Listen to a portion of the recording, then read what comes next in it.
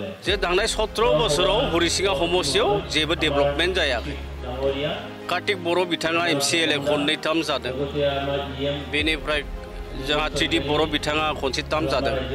जे 15 बोसोराव आसलते हरिसिंगा समस्तियाव बेबायदि डेभेलपमेन्ट जेरै जानांगौमोन जायाखैमोन। गोदान आफाद दादों होनना खोनादों, किन्तु बे आफादा जोंनि हरिसिंगा समस्तियाव माबा मोनसे जे गोगोम गोलैगोन जों बेखौ नुहुराखै आरो बेनिखायनो दिनैनि तारिखआव गासैबो रायजो राजा असमियानो बुं, आदिबासियानो बुं, कच राजबंसियानो बुं, गार'आनो बुं, राभायानो बुं, जायखिजाया हरिसिंगा समस्तियाव थानाय जि रायजोफोर आरो बिथांमोना UPPL दोलोखौनो सापर्ट खालामनानै फिन आरोबाव सरकाराव लाबोनायनि बाथ्राल'सो बिथांमोना सावरायो। बिटिआर ओनसोलनि गासै 40टा समस्तियावनो बुथ सन्मिलन आरो बे हाबाफारिया जाबाय थादों। आरो बेबायदिनो बे हाबाफारिखौ जोंनि UPPL दोलोनि मिरु बिफाननि हाइकमान्डनिफ्राय मोनफ्रोमबो समस्ति आरो बिजाथियाव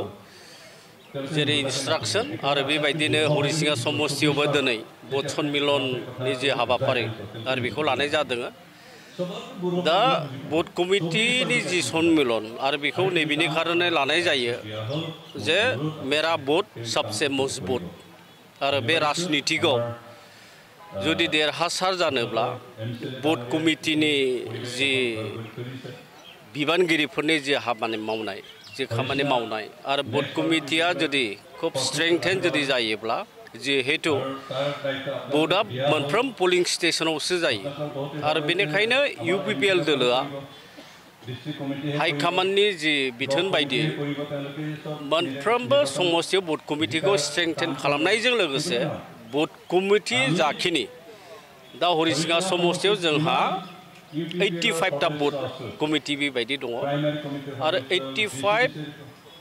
दि बुथ कमिटि मोनसे बुथ कमिटियाव जोंहा 35 बेबायदि मेम्बार्सफोर थायो। दा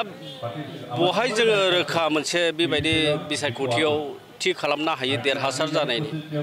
जे बुथ कमिटियावनो जुदि जोंहा 3,000निख्रुइबो बांसिन जुदि मेम्बार्सफोर थायोब्ला बिसायख'थियाव देरहानायनि जिथुनिखि फर्मुला आरो अंक बे खुब माने मोजां जायो आरो देरहासार खालामनो हानायनि मोनसे केलकुलेसना जायो आरो बेखौनो लानानै जे मोनफ्रोमबो बुथ कमिटिफ्रा मोजां रोखोमैनो दाजादोंना दाजायाखै आरो जुदि दाजादोंब्ला बै बुथ कमिटिनि सोद्रोमाफ्रा नंथारगौ बा नङा बेबायदि बेखौ मोनसे प्रमान नायनो बुथ कमिटि बा बुथ सन्मिलनखौ लानाय जायो आरो बे बुथ सन्मिलनावनो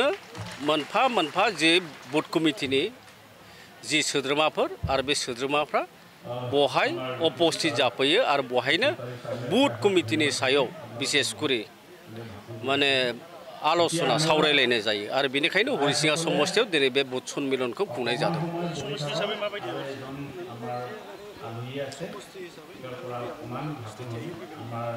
हरिसिंगा समस्तियाव जोङो थांनाय 2020 मायथाइयाव बहाय गोबाव बोसोर 15 बोसोर BPFनि आखायाव दंमोन, 15 बोसोर BPFनि दखलाव दंमोन आरो बेखौ जोङो 2020 मायथाइनि जि बिसायख'थि आरो बे हरिसिंगा समस्ति बे मोनसे प्रेस्टिजियास मोनसे समस्तिमोन मानो होनना बुङोब्ला BPF दोलोनि जायबा केन्डिडेटमोन आरो बिथाङा BTCLनि सासे स्पिकारमोन आरो बेनिखायनो थांनाय 2020 मायथाइयाव बिथाङा जोंनि UPPL दोलोजों जेनदों, थामहिनबा आंजों जेनदों। दा दिनैनि जि जोंनि UPPL दोलोनि जे पजिसन आरो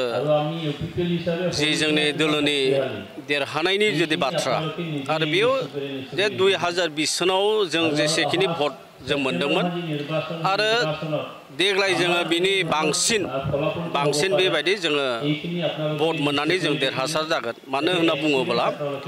जे थांनाय 17 बोसोराव हरिसिंगा समस्तियाव जेबो डेभेलपमेन्ट जायाखै। कार्तिक बर' बिथाङा MCLA खननै-थाम जादों। बेनिफ्राय जोंहा टिडि बर' बिथाङा खनसे टार्म जादों जे 15 बोसोराव आसलते हरिसिङा समस्तियाव बेबायदि डेभेलपमेन्ट जेरै जानांगौमोन जायाखैमोन 2020 मायथाइनि उनाव UPPL दोलो थामहिनबा प्रमद बर' सार बिथांनि जे दैदेननायाव नैबे 4-5 बोसोरावनो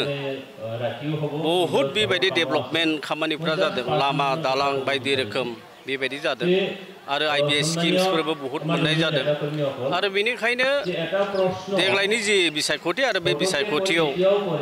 हरिसिङा समस्तिनि फ्राय आरामसे देरहालांगोन आरो बेखौ जों नुहुरदों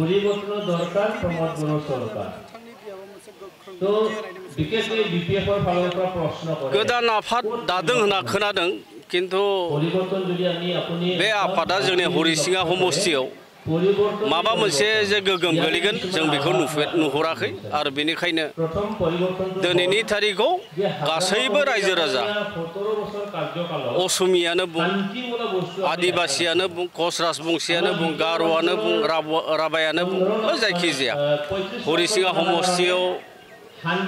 थानाय जि रायजोफोर आरो बिथांमोना UPPL दोलोखौनो सापर्ट खालामनानै फिन आरोबाव सरकाराव लाबोनायनि बाथ्राल'सो बिथांमोना सावरायो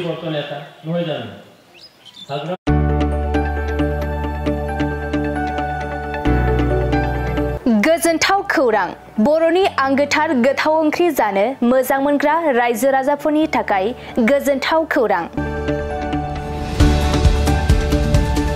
बर'नि आंगोथार ओंख्रि जानो मोजां मोनग्रा रायजो राजाफोरा बे गोदानै खुलिनाय लाइजौ हटेलाव हाबफैनो हागोन जाखांफुहांनाय लाइमोन फालांगिरि गपेश बसुमतारिया अदालगुरिनि टंलायाव बेखेवदों बर'नि आंगोथार ओंख्रि मोनग्रा गंसे हटेल अदालगुरि जिल्ला टंलानि मिउनिसिपाल बर्ड मावख'नि साखाथियाव गोदानै बर'नि गोग्गो जानाय आदारनि गंसे लाइजौ मुंनि हटेल बेखेवदों अदालगुरि जिल्लानि सिङाव थानाय फालांगिरि नोगोर टंलायाव गोदानै खुलिनाय बे लाइजौ हटेलाव बर'नि दोरोङारि जाग्रा आदारजों लोगोसे गोबां जाग्रा आदारफोरबो मोननो हागोन गोदानै बेखेवजानाय बे लाइजौ हटेलाव अमा बेदर बोरमा लकेल ना साम' नारजि अनला खारै थास' मैथा आरो नाफाम आरो गोबां आइटेमफोरखौ मोननो हागोन बेनिखायनो नोंथाङाबो अदालगुरि जिल्ला टंला लामाजों थांलाय फैलाय खालामोब्ला बे गोदानै खुलि जानाय लाइजौ हटेलाव हाबनानै बर'नि दोरोङारि गोथाव जाग्रा आदारफोरखौ जालांनो हागोन आरो नोंथाङा नैबे 9101758967 जानबुं नम्बरनि गेजेरजों खौरां लाहरनानै आबुङै मिथिना लानो हागोन